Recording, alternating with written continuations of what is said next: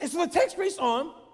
The text reads on and says in verse 31, it says this. It says, now by chance, a pastor was going down that road. And when he saw him, wait a minute, that can't be right. No. Because the reason it can't be right because it says when the pastor of the church was going down that same road, and when he saw him, the man that was left half alive, he passed by. You mean there are some pastors who will step?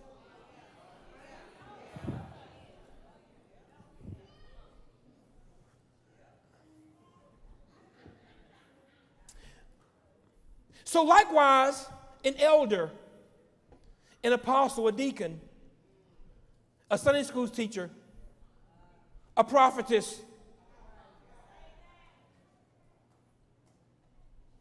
an evangelist, when he came to the place and saw him, pass by.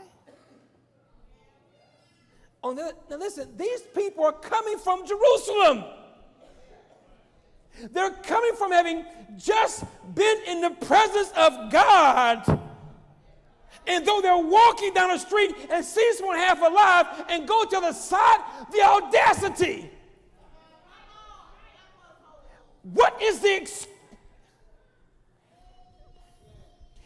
Did they not know the text says, if anyone has material possession and sees his brother in need, but has no pity on him, how can the love of God be in him? Dear children, let us not love with words or tongue, but with actions and in truth. How many people are you going to pass by when you leave? Oh, God. Your neighbor's children don't go to church. Have you knocked on the door and said, excuse me, do you mind if they go to church with my kids? Or are you willing to see young futures aborted? You don't believe in abortion, but you don't believe in helping. You want to throw rocks at the abortion clinics, but we're not helping to save young lives that live in our cul-de-sac. Have you ever invited your best friend, the person your child is playing with for the sleepovers? Do you ask them to come to church?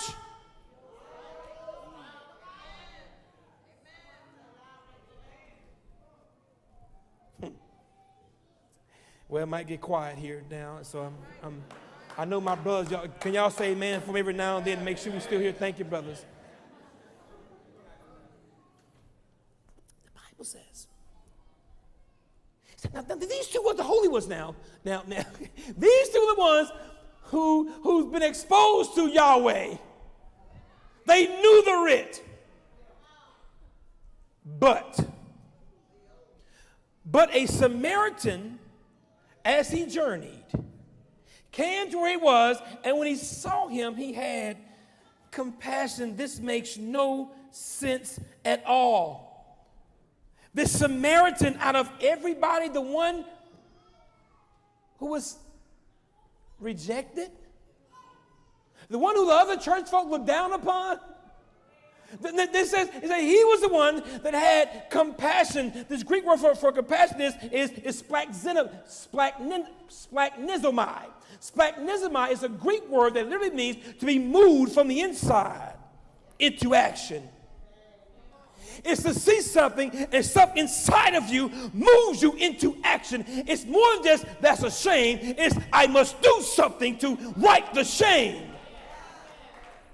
He had compassion over someone that he didn't even know. God Almighty. I'm curious as to what made the priest and the Levite able to walk past this man And why the one who was least likely to stop, why did he stop? Well, I deduced two reasons why the priest and the Levite did not stop to help. Number one was something called racism. This man was a Samaritan. This man was someone who was tagged because they intermarried other races of people. And so, you know what? Sometimes, maybe not today, I know it doesn't exist today, but back then in biblical times, not today, but back then, sometimes you not help someone because of the color of their skin. See, there was a time where if you see someone suffering, if it's not my race, it's not my business. I will not get involved. That's your problem.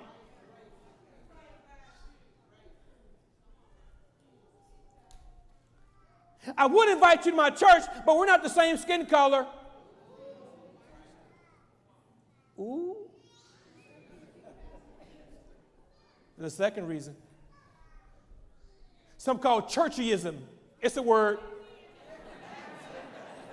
See, Churchyism, because not only was the Samaritan a different race, but Churchyism says you worship differently than we do. The Samaritans worshiped at a different mountain. And because they did not follow all of the rules of the law that the good Jews did, they separate themselves. Now, maybe not today. I know not today. I mean, not today. But back then, people let minor things cause division. Even though they worship the same God from different places, they forgot that we still serve the same God, just from different addresses. And just sometimes churches today are in competition with each other.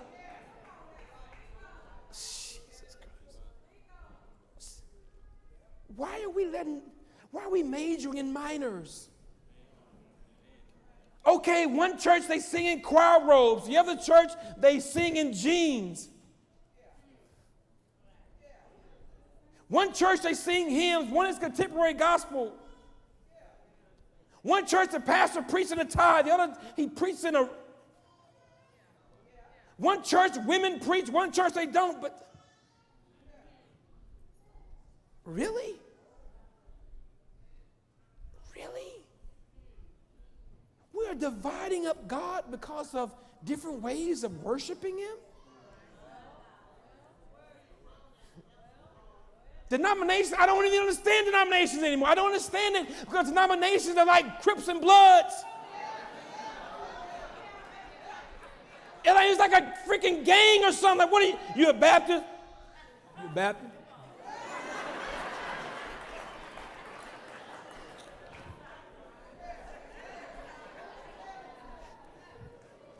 Hey, I will go to your church, but you're a Methodist. Can't go to Methodist church. I'm Catholic. I'm Catholic. I'll come, but I'm Catholic.